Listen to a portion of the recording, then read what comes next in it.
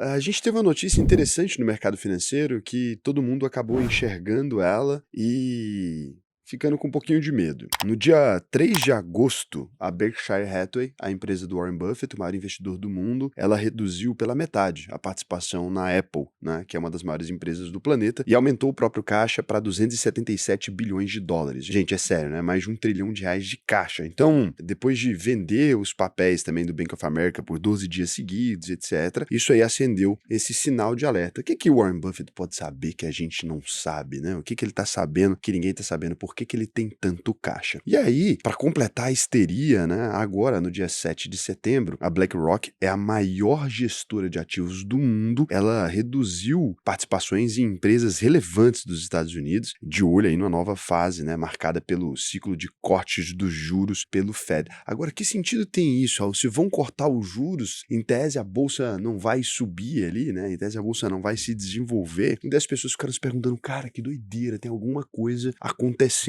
aqui e que a gente não foi capaz de perceber. Bom, vou tentar te ajudar a compreender isso aqui por um outro ponto de vista, tá? Então, a grande questão é que os gestores de fundos e etc., como no caso da BlackRock, ou o caso do Warren Buffett, que acaba não sendo um gestor de fundo, mas tem uma empresa ali, eles têm que dar muita satisfação das posições que eles estão montando ou fazendo ali. Quando você tem um ciclo econômico, igual o que aconteceu agora com essas empresas ligadas, não só à inteligência artificial, mas à tecnologia de modo geral, o que tem subido os índices americanos agora tem sido essas posições de empresas de tecnologia, esse preço está muito alto ali, né, nesse momento. E daí, o Warren Buffett ele não é um investidor igual você, pequenininho, que ele pode entrar e sair a hora que ele quiser de qualquer coisa. Ele tem movimentos que ele vai fazer que são muito grandes, então ele precisa fazer esses movimentos ali de maneira muito mais estratégica e intencional, até porque quando ele sai ou entra em qualquer coisa, aquilo vai junto, né? As pessoas vêm junto, todo mundo tá vendo aquilo, então é um cenário aí que ele tá constantemente exposto. Os investimentos do Warren Buffett, então, eles são não só vigiados, né,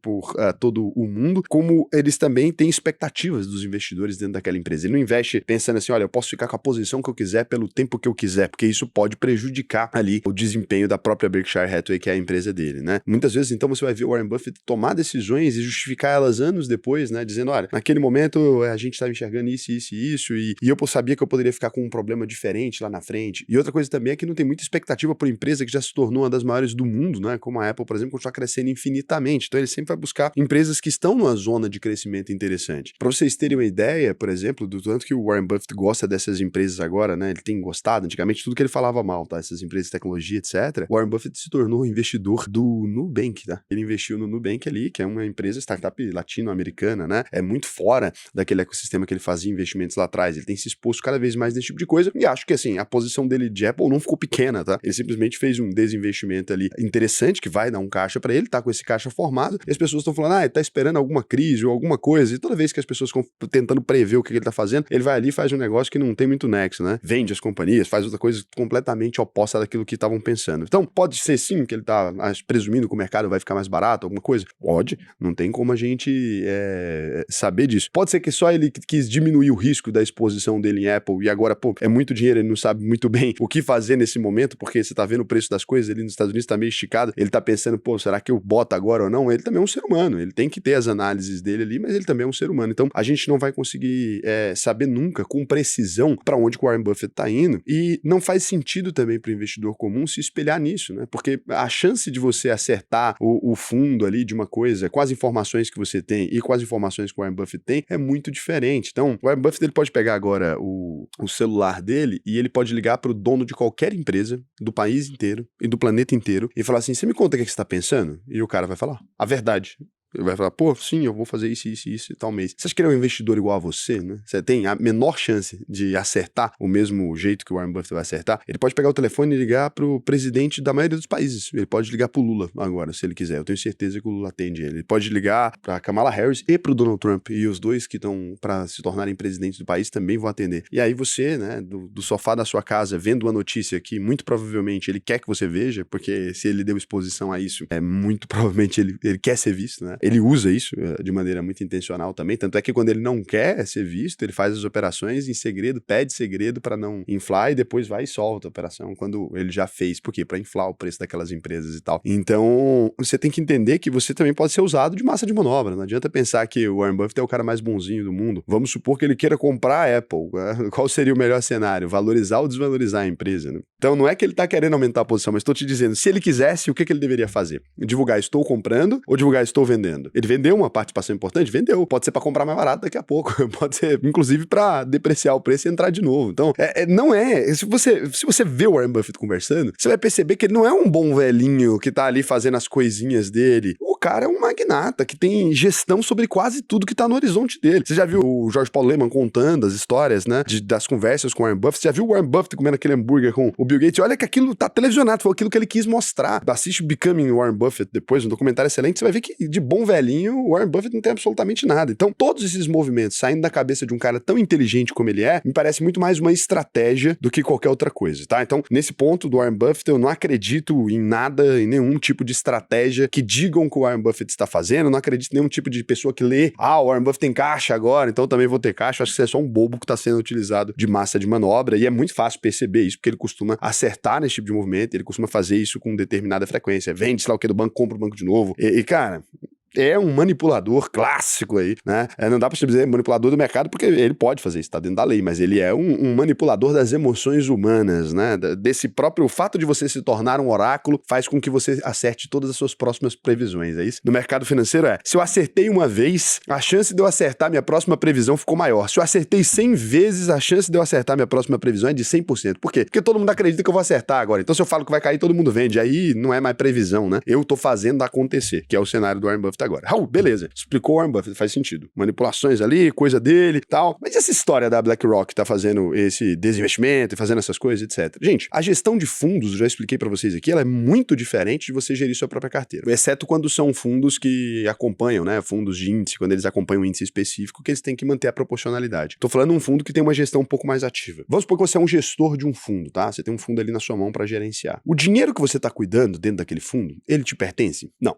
Então, se você tem 100 milhões de reais aqui de investidores, o dinheiro não te pertence. Se você tá ali gerenciando esse dinheiro, então, e tem uma queda de 20% no fundo, agora você tem um capital de 80 milhões, o que você acha que começa a acontecer? As pessoas começam a comprar mais o fundo e colocar mais dinheiro para você gerir ou sacar? Sacar. O que vai te forçar a vender na baixa para pagar essas pessoas e vai criar um ciclo horrível aí. Então, é por isso que a maior parte dos fundos tem uma dificuldade de gestão terrível. Se você tá numa posição montada, legal, né? Tô aqui bacana, tô aqui interessante. Você vai ficar no risco de deixar esse fundo exposto a uma potencial flutuação? Cresceu.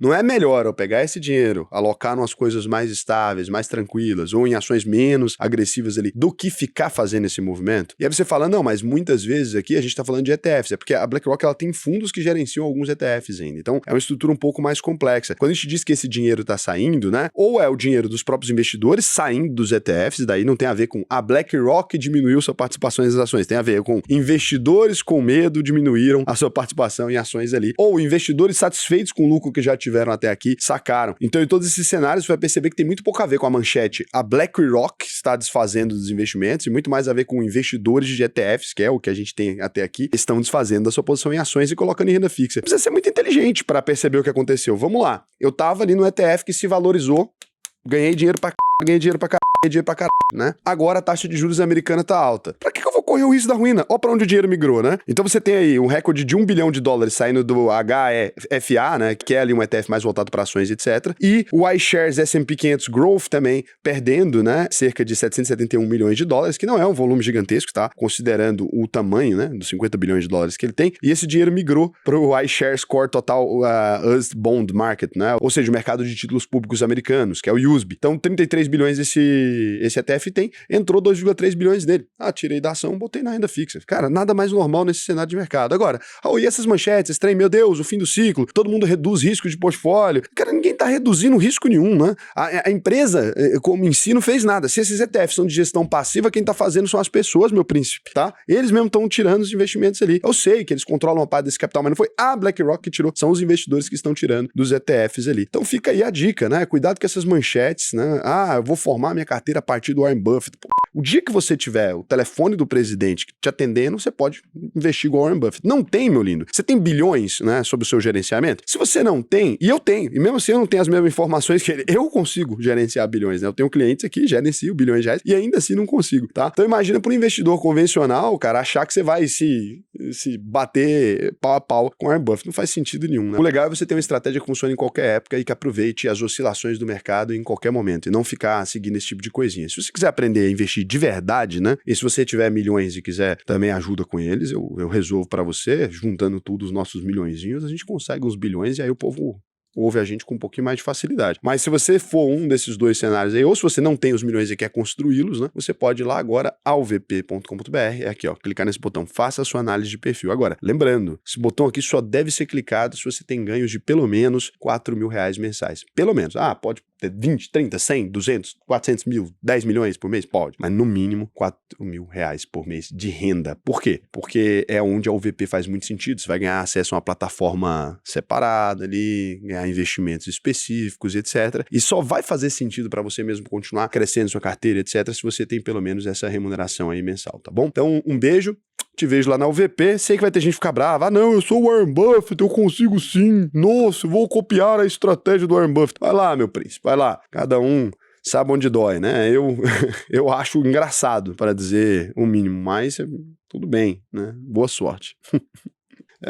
Muda seu nome para Buffett no Brasil, pode. Põe assim, ó. Clarice Van Buffett, Francisco Buffett, Antônio Buffett, Raul Buffett. Põe lá, que aí você é o bichão da goiaba mesmo. E é engraçado que os bichão da goiaba, eles só aparecem no momento de crise e depois, quando a crise não se consolida, né? Não aconteceu. Pois é, todos os sinais diziam que ia acontecer. Mas se valorizou? Não, mas não vamos falar disso não. Todos os sinais diziam que ia ser ruim. Estão manipulando os números para parecerem bons. Beijo.